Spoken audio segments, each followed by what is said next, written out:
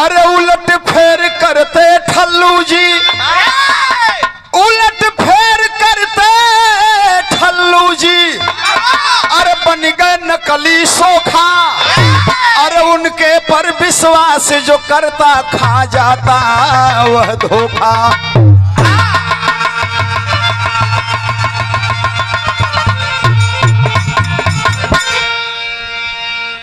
देखा हो अंधविश्वास ऐसा चीज है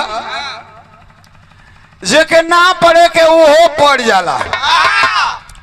मदारी वाला छठी चौराहा पर मदारी कुल करेला आ झूठो को लड़का को मुड़ी हटा दिए सो, मुड़ी काट दिए सो, कहिए सो कि काट देले हैं। अब ऐसे केहू चले के यदि कह जाते है खबरदार, गैला तो ही बुझला कि तुम्हारे आधे औलाद यही तरह समाप्त हो जाए। आदमी डरन रुक जाला। केहू कही केहू भैया बाबू दिलदार होके तो खाली 10 रुपया देवे लइकवा के जिए आदि भम, तो केहू 10 रुपया दे दे। ये करी बात करत करत तो फिर करी बात तबीज निकाली कि यही तबीज ऐसे जियौली है, ये तबीज के ले जाके अपनी लइकन के बांध दे बोलो तो लइका तो हम लोग को ठीक रही है। तो फसावे वाला ऐसा अंधविश्वास में फंसा ले। एगो सोखा हुआ ठल्लू ना होकर, तो ठल्लू सोखा देखा सोखैती तो करते हुआ। गांव घर में वैसे सोखैती का काम तो आधा से अधिक झूठे होला, लेकिन तबो लोगन के विश्वास होला। कितना आदमी के दवाई बढ़िया MBBS डॉक्टर से दिवैबा तो ना काम करी, आ सोखा झूठहू का झाड़ के राखी उठा के दे दे ना तो यही कि देखा जना तो कुछ हजुराई ला काम खो देला। तो भैया हो ठल्लू सोखा सोखैती करत हुआ और उनके पर विश्वास जो करता खा जाता वह धोखा।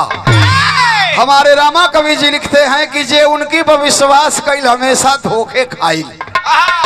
बिरहा में एगो गीत बड़ी पुरानी गीत है, तनी आगे से होगा।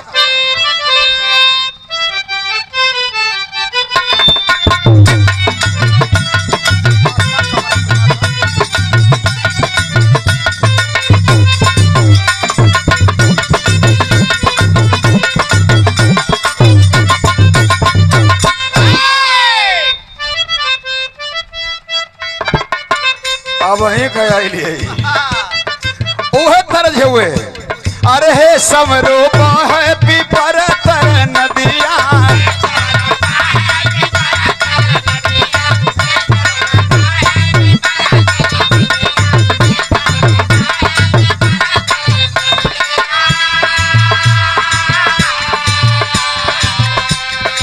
यही गतिया के देखा मिलत जुलत यही अंदाज में गावे वाले गौलो बड़ा खूबसूरती से।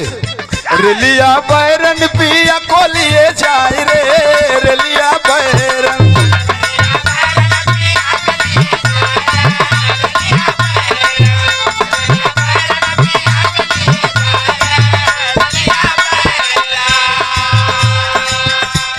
लेकिन देखा ठल्लू सोखा का करेला। अरे दुखियन से मांगे पिए रोज दारू,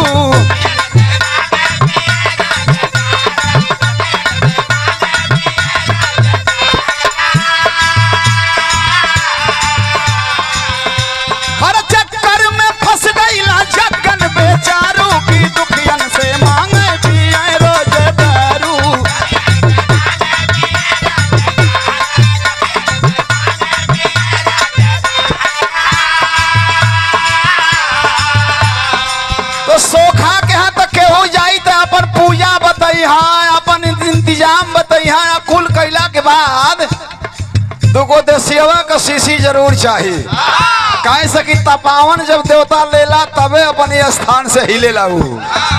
ऐसे ही एक आदमी देखा उनकी चक्कर में गौए का फसल है, पड़ल बीमार जगन कयवरतिया।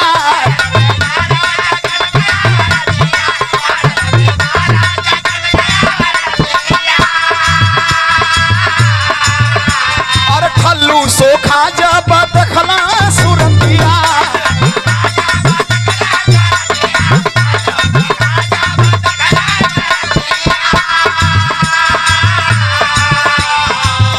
अरे दारू के बाद चाहे लागल में हरारू की जो से मांगे पिए रोज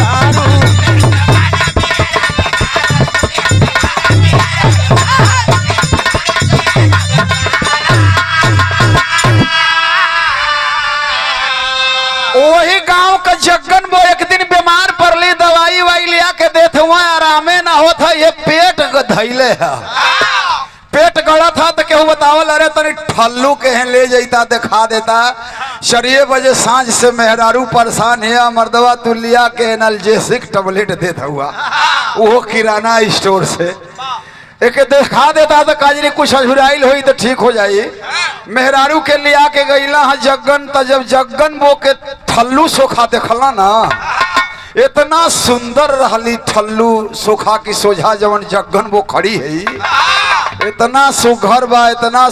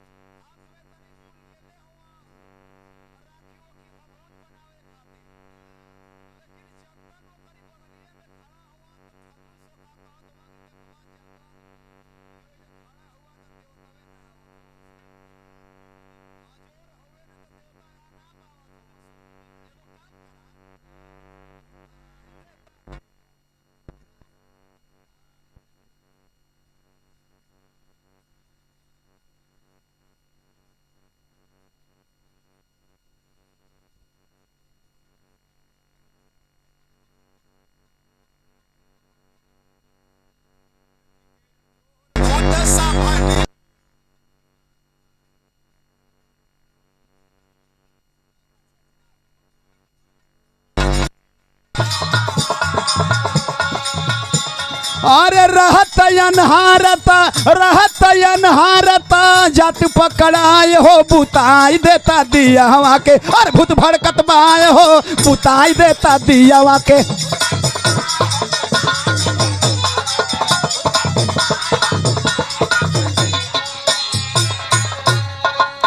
कहला कि जगन है दियवा के बुता दा, और दियवा के बुता दे बना तो कुल काम हो जाई। एगो काम कर दियवा बुता के तू एमे से बाहर निकल जा।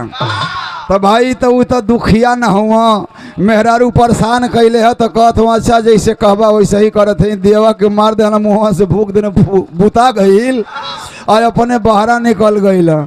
जब वो बाहर निकला वो ठल्लू तुरंते न उठ के जाके केवड़िया भिड़का लेला, और जब केवाड़ी भिड़का लेला तो मेहरुआ कहते अरे एक बात का हुई। ऐसे ही एगो मेहरारू गईल कहते साधु बाबा से कि तनी बाबा हमके अपन भविष्य देखे के बा। तो कहते न भविष्य देखबू, तो कहते कि हाँ हाँ आगे का होखे वाला बा ओके हम देखल चाहत है। तो वो कहना कि अच्छा चला हो कोठरी में हो देवकुर कहे चला, देवकुर कहीं लिया जाके आ केवाड़ी बंद करे लगला। तो वो मेहरारू कहते कि हे बाबा केवड़िया काहे बंद कर दुआ, कुछ गड़बड़ सब करवा का। तो कहते देखा भविष्य लग गल, आगे का होके वाला तू जान गईलू। देखा ऐसा ही भविष्य देखल जाला। वही तरह कहला कि हे केवड़िया वो ठंगा दा तू बाहर निकल जाए कि हम झारत नहीं। आए भैया जब जग्गन घर में से निकल गई ना या केवाड़ी भिड़का ले हूँ ठल्लू सोखा तो कैला का बिरहा में तर्ज बदल लिया हो।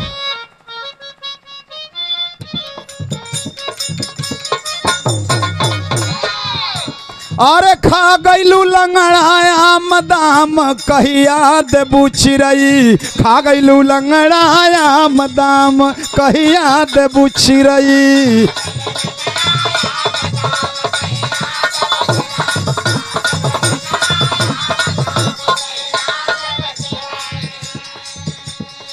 सोखा दिया नवा बुताय धाय दुलही के धैला।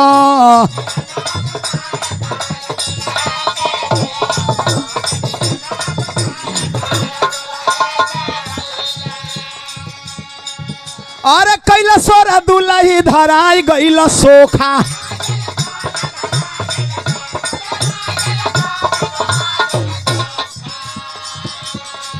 अरे गौवा के लोग सोचे मिलल नहीं कमो का।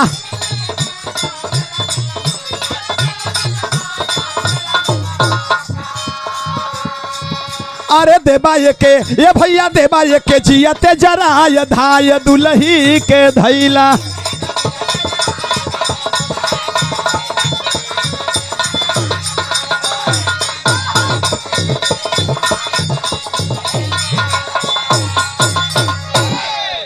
जब जग्गन निकल गईला ठल्लू सोखा देखला कि अब अनहार है तो वे अब जग्गन बो के धरे शुरू कैला।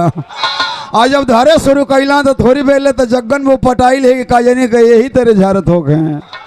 लेकिन अब जब देख ले कि मामला अब तो दूसरी और हाथी बढ़ावत है तब बोला था कि अरे मलिकार कहाँ हुआ दुआरे में हुआ कि घरे गईला। अरे ई सोखा ना है तो हमके धरा था जल्दी घर में आवा हमके निकाल ले चला। तो जब जग्गन दुवरिये पर रहना भाई मर्दो तो तख्तिहाने में रहना वैसे ना उरे जगह मेहरारू रहले तो वो तख्तिहाने में जैसे वो ओकर मलिकार दुवरिया पर बिछा के मुसरा लेके बैठल रहला वही तरह से इहो दुवरिया पर बैठल हुआ बड़ा कान पार के देखत हो कि सारे देखी तो का ही जा रहा था। अतलो जो मेहरारू बोल से कि दवरिया ही धरा था मेहरारू का बात सुन के तुरंते केवाड़ी खोल के हेल न गईला। और जब हेल गईला तो अनहार है लौकतो ना कि केहर है जेनी जेनी ऊ जात हुआ जग्गन बो के घींच के दूसरी और ठल्लू ले जात हुआ। जग्गन करत करत आखिर पा गईला धल हला। आज जब धल हला तब हुल कैला गाँव का आदमी जुटल हुआ। अरे भैया दवरिया लोग ई सोखा ना है हमारी मेहरारू के धरत रहल हा। अब गांव का आदमी अला तो ई भले कि कहो जगन का हुल्ला कैला भैया हमारी मेहरारू के धरत रहल हा। मेहरारू कहते कि हाँ ये बड़ा उरेबे जगह हाथ लगावत रहला हा। वैसे मेहरारू के देखे के चाहिए तो हरिओम हरिओम बोल के हट जाए के चाहिए। ऐसे ही 3 जना नहाए खातिर तीर्थ करे गईला। आज जब नहाए खातिर गईला तब वहाँ पहुँचल लो तो भाई नहवावे धोवावे ला वहू जाए एजेंट मिल न जाना 150 पर घुमा दे हई मंदिर हऊ मंदिर। तब वो एजेंटवा कहता ये तीनों बुढ़वन से कि देखा लोग ये मेला है नहाए खातिर तो हम लोग के ले चलते या मकोरा आगे चलव लो तो मेहरारू नहात रही सो उन्हनी और नईखे देखे के नहीं तो तुरंत पुलिस पकड़ लिया सो। तो वो कहता लोग कि अच्छा अरे अखिए है चल जाई तब तो कहत हो कि जब आँख यदि चल जाए या देख लिया लो तो वो जैसे हरिओम हरिओम बोलत खाली आगे बढ़ जीवलो तो कोनो खतरा ना होई।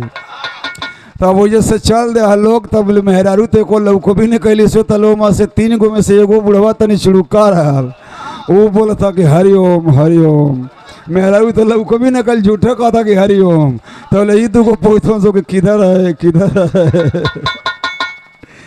तो वही तरह से मेहरारू ओहरारू के देखे तो ढेर ना बोले के चाहिए। लेकिन भाई ठल्लू सोखा तो उनके तो बाई ले रहल वो तो धरे शुरू कैले रहला। मेहरारू हुल के गांव के बोलौलस गांव के आदमी अला तो भल कि साला बड़ा गंदा आदमी बाई था ये तो साला बड़ा भ्रष्ट आदमी बा। देखा इस जगन बो के धैले रहा है ऐसा ही तो केहू न केहू रोजे न झरवावे आवत था। कितने जाने 2-4 दिन पहले का जिन झरवा के गई रहली भल कि चौथा दिन फलाना मोबाइल रहली कहो तोहरो संगे कंड भइल है।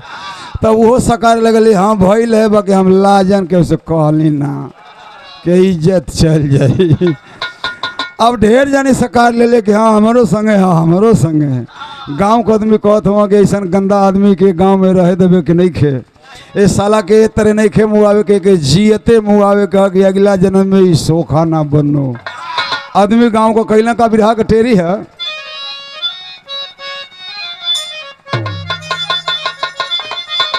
हे भैया कफनवा में डोले ठलुआ ओके जियते कफन में बांध छान के टिकठी पर आदमी सुता देला मुंह पर टेप लगा देले हो कि साला ही बोल ना पावे खाली नाक से सांस ले हो। ए भैया कफनवा में डोले ठलुआ, अरे अर्थी सजा के सब ही राम नाम सत बोले जा रे हो, बोले जा रे हो, बोले।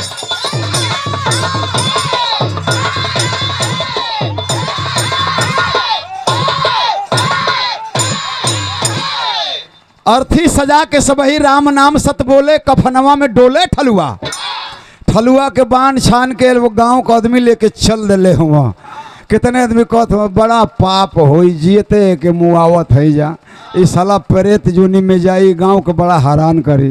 तो कहने आदमी कह मर्दवा जी मर गई से चल गई कि तौले हैरान करिए ससुर, ये कुछ न हैरान करिए, ये बड़ा भ्रष्ट के आदमी है, बड़ा पाप कैले है, आई वही ना गाँव में। अभी फिर गांव का आदमी लेके चलल हुआ श्मशान घाटे गईला। हाँ अरे नदिया किनारे जब पहुँच गईल लोगवा, तौले गौवा में लागी गईलिया गो,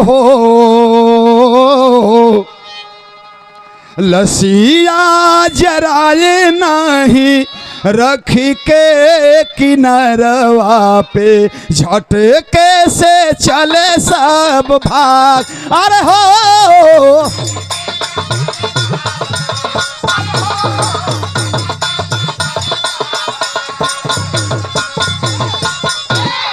गांव का आदमी श्मशान घाट पर लेके गईला, और तौले ये गांव में आग लागल है।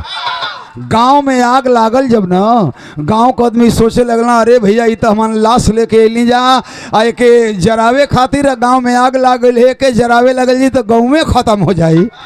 अब आदमी वही जो कहना कि चला श्मशान घाट बाटे इधर रख दे जाओ, कोनो दूसरो कोनो उर्दा मुर्दा नहीं खस हो जा, ये जो पड़ले न रही, अरे टेप ऑफ सटवले अब टिकठी में बढ़िया से बांधल है, ससुर जई हाँ कहाँ।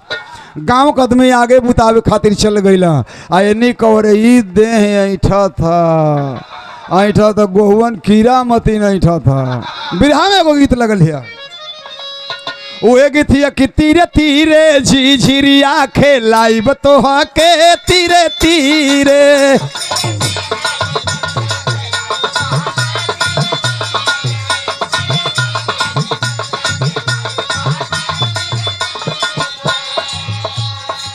हो धीरे धीरे, हो धीरे धीरे कफन बंधन खोल ठल्लू धीरे धीरे।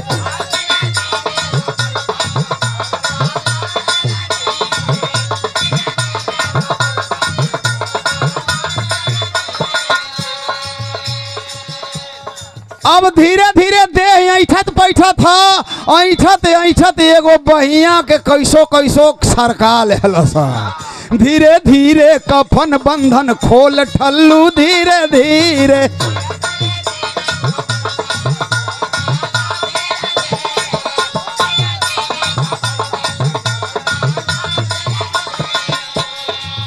अरे पनिया में बहत पकड़े कलसिया,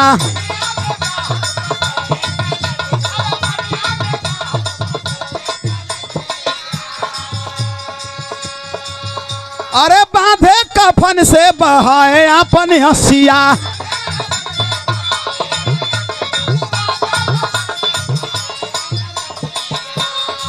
तो फिर वहाँ से होता बा, वहाँ से हो गई गोल ठल्लू धीरे धीरे।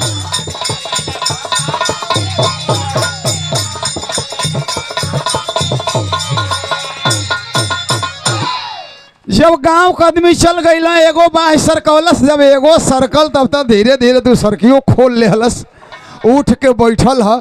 सबसे पहले टेप अपने मुंह पर का हटौलस कि साला पहले ठीक से सांस लें, इस साला बड़ा तगड़ा टेप लगोले हलस, इस साला कितनो जीव हट से चापत है खुलते नहीं के। अब मुंह खोल के गोड़ ओड़ खोल लेलस, जब खोल लेलस तो सोचा था कि अब यहाँ से हम गायब हो जाइब, आए पर ना रहब तो उ ससुरा जनिया सो के जियत रहला भाग गल। वही पनिये में से एगो लाश पकड़ के जैसे बांधल छानल रहे वैसे ही बांध छान के तोप ढाप दिले बा। अब तोप ढाप जब देहलस ना, तोप ढाप के वहाँ से फरार हो गल, वहाँ से फरार हो गई। आज जब फरार भइल ठलुआ न हो, बिरहा में एगो तर्ज बदलल है।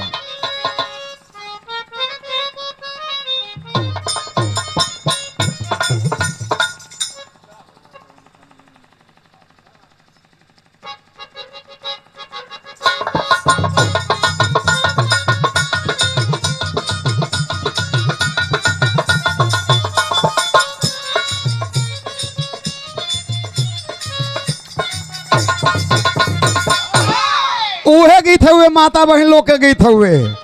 अरे तर नरियरवा के बारी, अरे तर नरियरवा के बारी, ऊपर श्याम गेंदा लगाई दा।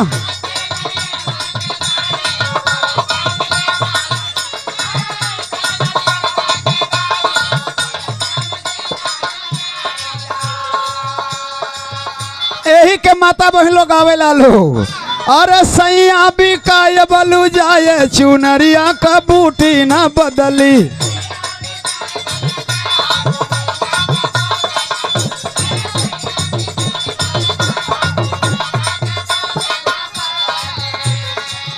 गांव के आदमी आगे गांव का बुता के अइला ह, आ ठल्लू अपन देखा दूसर लाश हो जा बांध छान के धीरे से निकल गइल ह। गांव का आदमी अइला तो केहू कहे कि तनी चला अब तो एक मुँह वही के बा एक बेर खोल के देख ले जा। कितने आदमी कहा है मर्दवा खोलल जाई तो मुँह लागे लागे एक खोलल ना जाई। एक यही तरह सारे के सजा दे देवे के हा। अरे यगिया बुताए लोग अइले कि दाह संस्कार के कइले।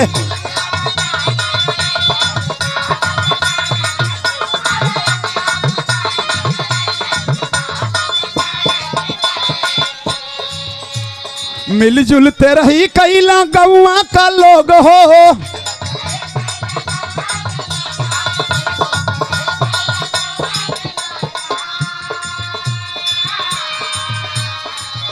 जरा वरा के अब सोचल लोग कि अब तो एक जरा देवे कैले जा, एक काम क्रिया ना कल जाई ना तो एक आत्मा भटकी ससुरा गांव के बड़ा हैरान करी। अरे मिलजुल ते रही कैला गौआ का लोग हो।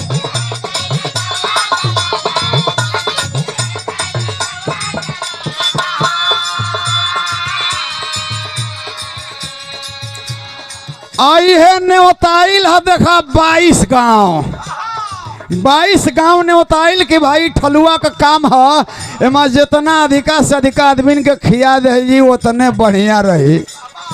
गांव जवार का आदमी टूटल हुआ खाए खातिर 5 बड़की बड़की बैठत हिया। तो इहो तो जब निकलल तो इहो जोरे न लागल कि हे दिने 13वां दिन पड़ी है, ये दिन देखी तो हमार काम क्रिया करत हो सो कि ना करत हो सो। इहो अपन चदरा से मुंह तोप ढांप के आइए जब कीरिन तनी तनी लुका थे झोलहारी मारत हिया, वही टाइम इहो पहुँचल है दुआरे जहाँ काम क्रिया होत है। तो देखा आदमी बैठ के पत्तल चल गई है, पूड़ी चलत हिया, सब्जी चलत हिया, तो आदमी अपने में बतियावत हुआ। अरे मिलजुल ते रही कैला गौआ का लोग हो।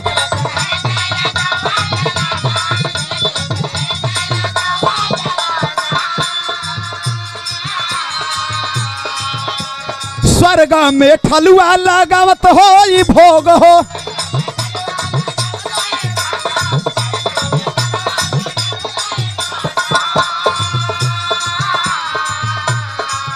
अरे खतपत में ठल्लू देखैले कि दाह संस्कार के कैले।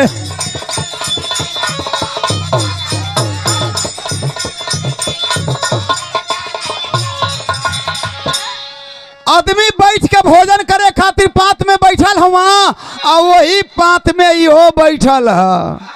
इ तो बिलखी बनेवा न भइल के बैठा के खियाई। कहीं भोजनों ना मिले थे, कहीं कुछ मिल जाता तो मिल जाते, नहीं तो फोंके रह जाता। तो 13वां दिन पहुँचल तो कलश बाद में देखल सुनल जाई, पहले 2 और बढ़िया से पा लेबे दा। आदमी पूरी तरकारी खात हो, सारा मसाला बड़ा चोख डल सो तरकारी गम गम गम गम करत है। पहले खा ले ये करी बाद कोनो काम होई तो होई। तो बूढ़ लोग बैठल हुआ खाए खातिर, वही बूढ़वन की लग्गी चदरा ओढ़ के इहो बैठल है।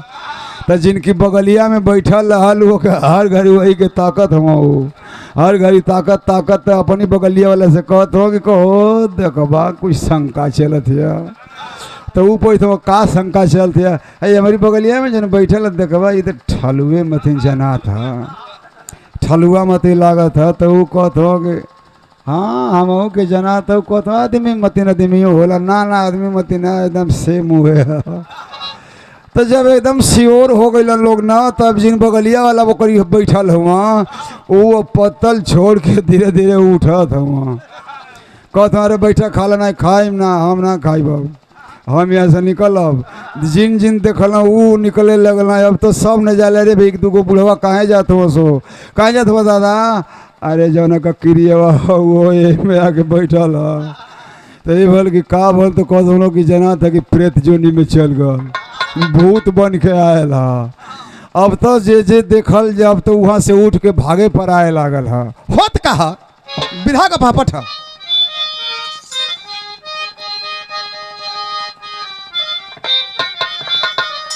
ए भैया पारा पारी देखे सब निहार, ठलुआ भूत भयल। अरे भागे लगल सब ही टंगरी झार, ठलुआ भूत भयल।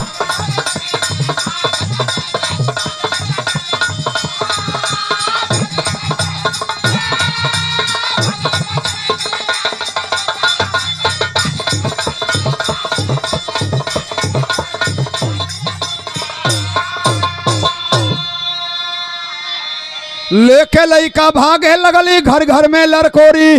लइका पूरी खाए बैठल हो तो महतारी का दर भाग रे भाग, हवा खराब भाग। लइका कथन से ए माई पुई हाँ पुई पुई कैले हुए। पूरी के बात बतियावत है जब प्रेत आ गई है, जना का काम है उहे आ गई है। लइको बड़े मन सरहंग होला। एगो लइका बड़ा मन सरहंग रहल, तनी बड़ा छोटे पर से मोट हो गई, ओकर पेटवा उटवा निकल गई। दू तीन गो लड़की देखली सो सयान सयान तो कहत है सो, लइकवा से बोली बोलत है सो, अरे पानी का मटका क रुपया में बिकाई। ओकरी पेटवा के देख के तो वो बड़ा चालू रहल, तुरंत पैंटवा सरका देला सापन। और पैंटवा सरका के कहत है कि नल सहित 500 में।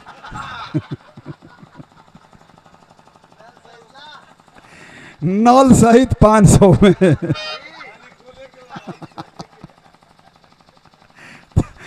तो ये भैया लइको बड़े मन सरहंग माई से कहे माई पूरी चले कहे तो का करी पतलों में पूरी ले ले। अरे भाग रे घरे चल के कहिए पूरा पूरी के नाव मत ले। लेके लड़का भागे लगली घर घर में लड़कोरी। अरे कितने बुढ़वा भागत भागत दहला ठेंगुन फोरी, ठलुआ भूत भयल। आशंका में नर नारी पड़े बीमार, ठलुआ भूत भयल।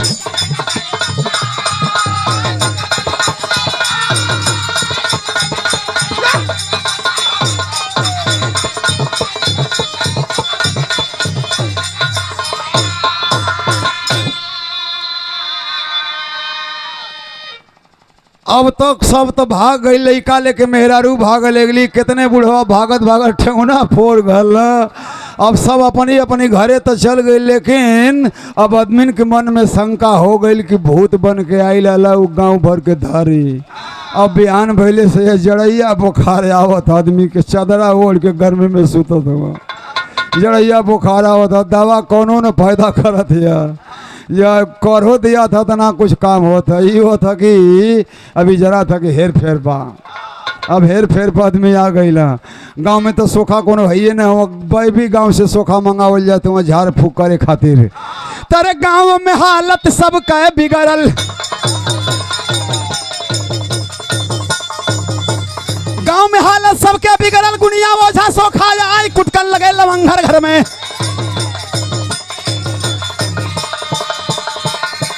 कुटकल लगे लवंघर घर में, झोड़े मूरी पचरा गाय, सचमुच भूत भयल बा ठलुआ।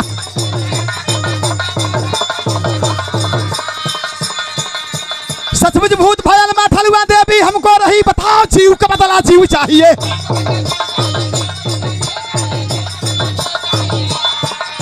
जीव का बदला जीव चाहिए, पैसा के मुंह देखो ना। अरे अरे रामा हो अरे रामा।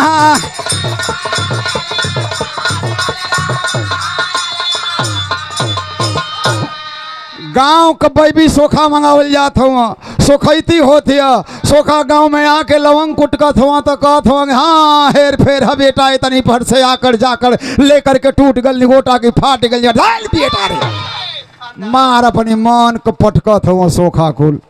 तब पूजा में कहा चाहता देसिया सीसी चाहते है, कुआर मुर्गी चाहती है। अरे भैया कुआर अंडा देवे वाली ना हो गए। लगला कुल अब खस्सी भेड़ा मांगे कुलो जाइत। लगला बैठावे खातिर कि काशी बनारस ले जाई तो 5000 वैजा लागी। अब तक गांव का आदमी जे बीमार पड़त है भाई, अब स्वार्थ में का करे आदमी, कुल खेत ध के गोरू चौआ बेच के खर्ची बेच के सोखन के पैसा देवे लगल।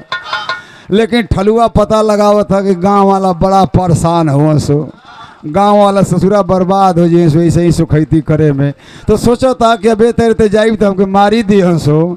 अरे हाँ, प्रधान के हैं चली अपनी मुखिया के हैं चलब, उन्हीं से कुल बात बताई तो हो सके वो कुलनी के समझावें तो बतिया के वो मान जाए। सो पहुँचल अपनी प्रधान की दुआरे सांझी की बेरा में। प्रधान अपनी घर में से निकलत हुआ तो दुआरी पे ही खड़ा बा। प्रधान एगो गोड़ दुआरी की बहरा डले हुए, एगो भीतरे तो दूसर को घींच के भीतर कर लेना। अरे साला ये तो पहले हुआ हमारे पकड़ी का इधर आ गल।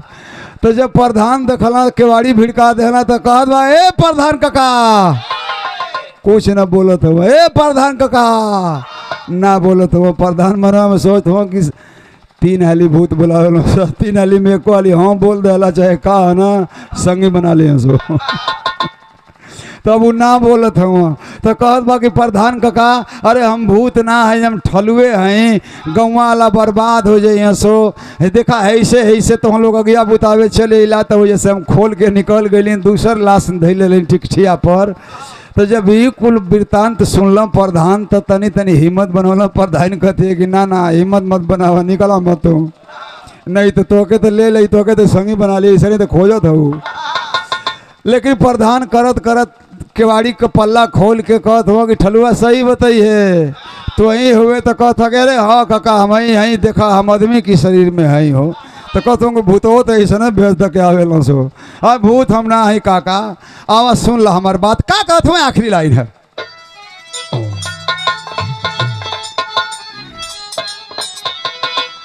अरे हंस के ठल्लू कहने लागे बतिया है खरी के 420 चोर बा दुनिया चेता हो चौधरी।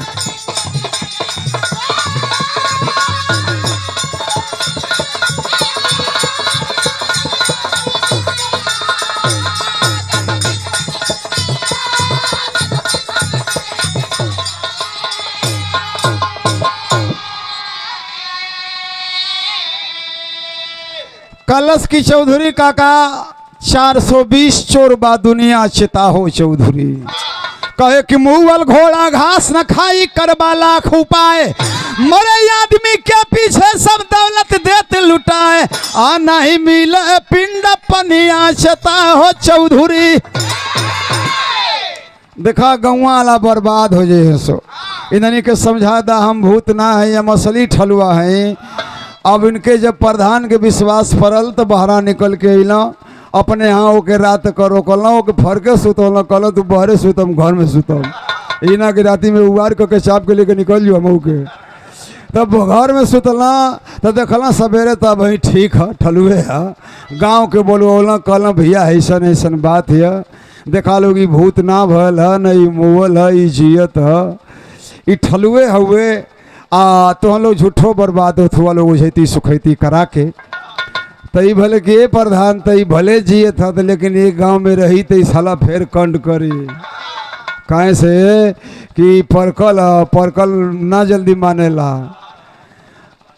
हाँ ना मानेला तो वही भल कि ना ये गांव में तो तोके ना रहे कहते गला, ये गांव में ना हम कहीं दुनिया में रही, लेकिन तोहन लोग आबाद रहा, तोहन लोग बर्बाद मत हो खा। गुरु बिहारी गुरु गणेश गुरु रामलाल गुणकारी,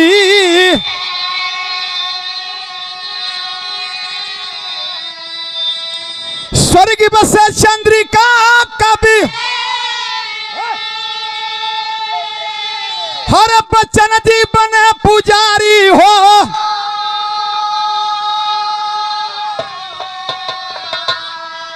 कफनवा में डोले ठलुआ तो पंचदेवरामा कवि के कविता रहस्य खोले, कफनवा में डोले ठलुआ।